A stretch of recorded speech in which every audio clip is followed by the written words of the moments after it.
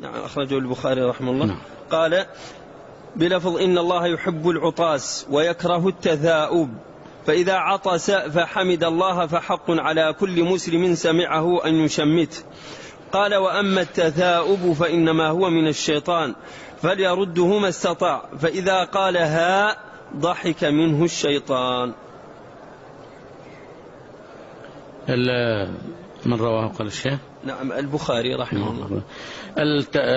التثاؤب هو من الشيطان لأنه يحاول أن ينسيك أو أن يشغلك عما أنت فيه من ذكر، ولذلك يكثر عندما تأتي لتقرأ أذكار النوم، فأنت قد يأتيك قلق، وإذا جئت تقرأ جاء الشيطان ليحرمك من التثاؤب، فحاول أن تكون مستيقظا حتى تكمل أذكار النوم. والعطاس من الله عز وجل، والتثاؤب من الشيطان، فينبغي المسلم أن يرده ما استطاع، يعني يجتهد في كتمه، يعني يجتهد في عدم رفع الصوت به بالنسبة للتثاؤب.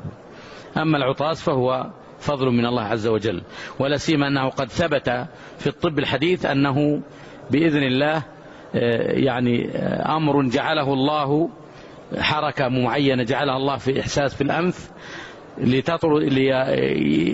لتطرد ماذا؟